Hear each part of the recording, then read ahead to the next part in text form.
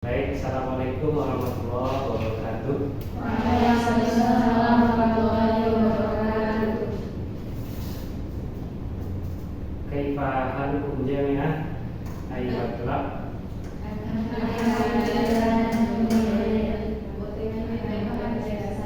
Alhamdulillah, narju ayakuna kulla yawman bi rahmatillahi wa ni'man. Alhamdulillah, pada siang hari ini kita dari Allah Subhanahu wa taala kesempatan untuk kembali bertemu di mata kuliah terjemah. Sebagaimana di minggu-minggu sebelumnya kita sudah belajar apa itu definisi dan pengertian terjemah. Maka pada kesempatan kali ini kita akan coba lanjutkan pembelajaran kita tentang metode-metode dalam menerjemah. Baik, kawan-kawan mahasiswa semua, ada kira-kira yang ingat apa aja metode dalam menerjemah? Apa saja jenis-jenis metode menerjemah? Ada yang ingat? Yang terlintas kalau kita bilang metode menerjemah teks Arab Indonesia atau Indonesia Arab, apa yang tergambar kira-kira? Cynthia, ada yang ingat? Terus siapa yang ingat? Metode menerjemah, metode apa saja yang ada?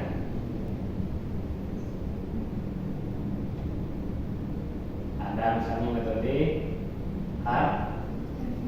harfiah, terus metode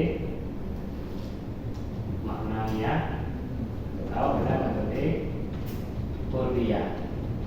Masing-masing metode itu masih ingat ya? Apa itu metode harfiah?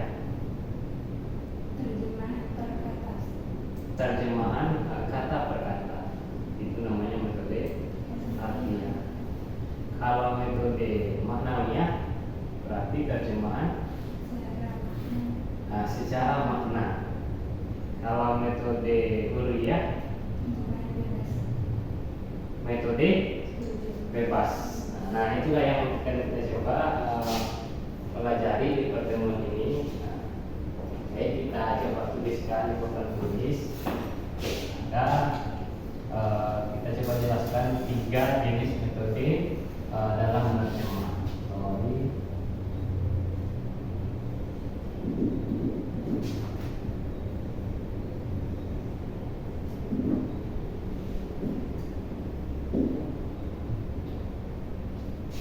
Ada 3 metode menerjemah.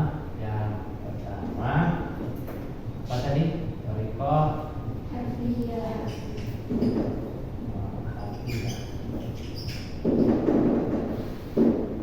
Yang kedua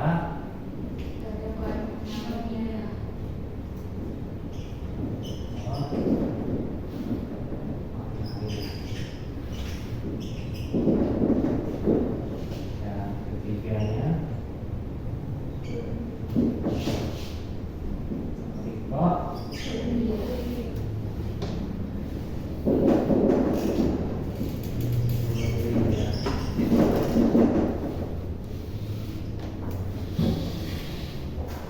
Nah, 3 metode inilah yang akan kita coba diskusikan di pertemuan ini. Semoga bisa mengingat-ingat kembali dan menambah kembali wawasan kita tentang terjemah.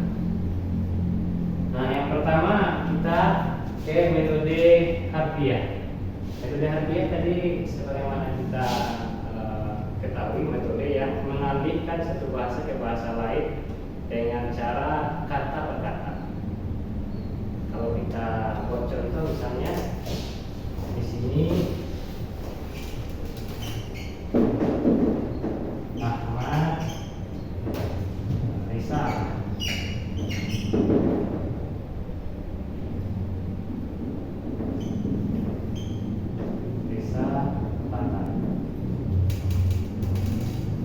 Kata apa? Kalau kita terjemahkan per kata, maka terjemahannya apa? Menulis. Ahmad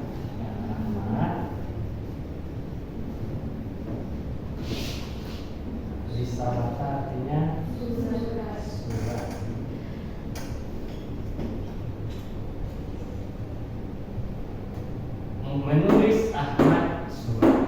Itu namanya terjemahan harfiah. Contoh lain misalnya Zahaba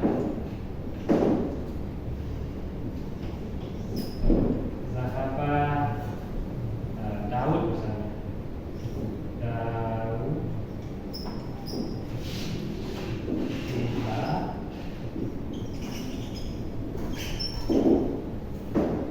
Zahaba pergi. Daud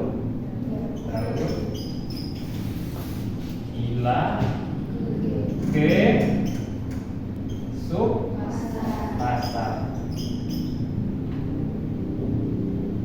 Pergi Daud ke pasar. Ini terjemahan harfiah. Artinya terjemahan harfiah ini sangat sangat sederhana dan kadang-kadang tidak bisa mengalihkan antara bahasa juga ke bahasa sasaran itu dengan sempurna, karena itu masih dia terjemahan harfiah.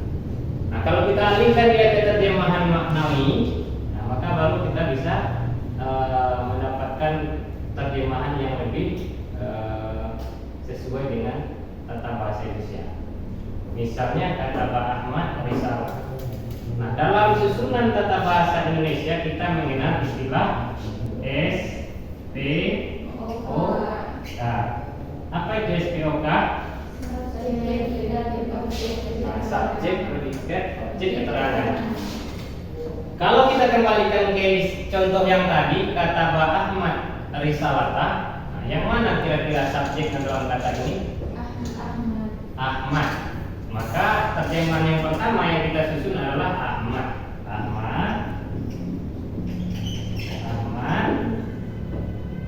Terus predikatnya menulis. Berarti Ahmad menulis.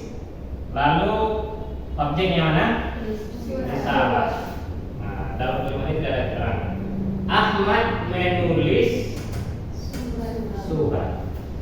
Nah, itu terjemahan maknawinya atau makna yang ada di dalam kalimat ini.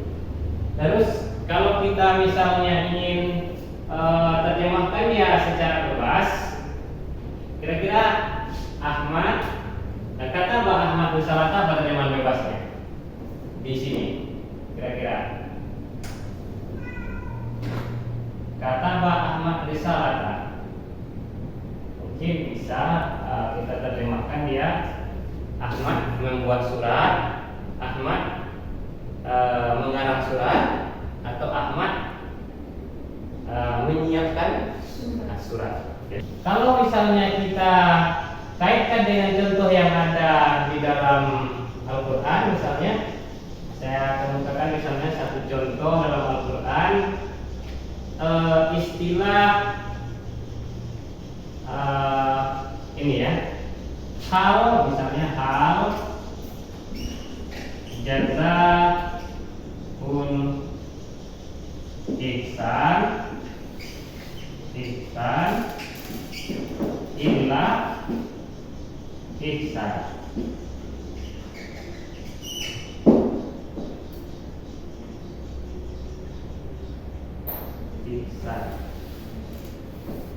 Hal jazaul ihsan illa ihsan. Apa artinya kira-kira itu? Hal kalau terjemah harfiahnya hal apakah, terus jaza balasan, ihsan kebaikan, illa kecuali, ihsan satu lagi kebaikan. Kalau kita terjemahkan dia secara literal atau harfiah, maka jadinya apa? Apakah balasan kebaikan kecuali kebaikan. Nah, itu terjemahan harfiahnya. Kalau bisa terjemahkan dia secara maknanya gimana itu?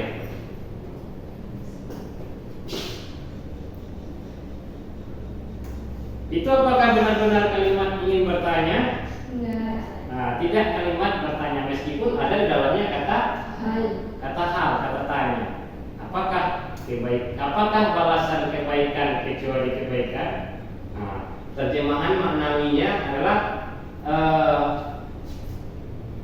bukankah kebaikan dibalas dengan kebaikan? Kira-kira seperti itu ya kan? Kalau kita terjemahkan lagi ke terjemahan tafsiriyah, mungkin bisa juga semua kebaikan akan dibalas dengan kebaikan. Nah, itu namanya terjemahan tafsiriyah atau terjemahan yang sudah di dalam itu dilengkapi dengan kejelasan. Kalau terjemahan bebas ya seperti tadi, semua kebaikan pasti dibalas dengan kebaikan. Kalau terjemahan harfiahnya ya seperti apakah jaza balasan isa kebaikan kecuali kebaikan.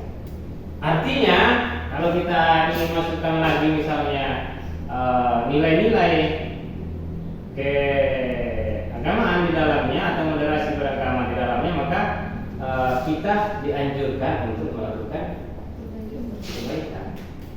Karena dimanapun kita melakukan kebaikan, kepada siapapun kita melakukan kebaikan, maka kalau berjalan agama kita akan dibalas. Kalaupun tidak yang membalasinya orang yang tempat kita berbuat baik, mungkin orang lain yang akan membalas kepada kita kebaikannya.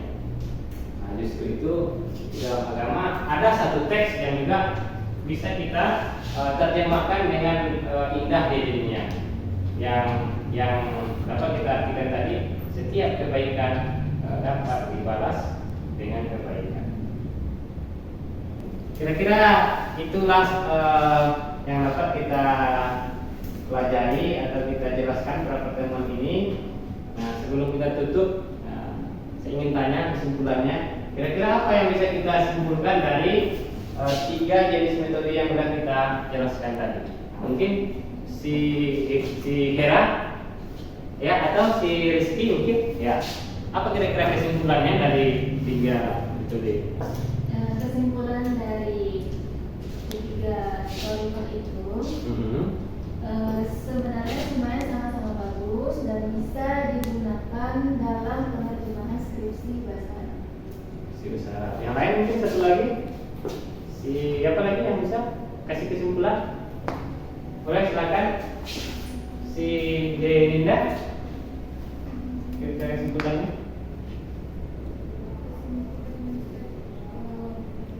Dari ketiga metode dalam penerjemahan itu, baik dari harfiah, maknawiyah dan hurriyah itu bisa dipakai sekaligus.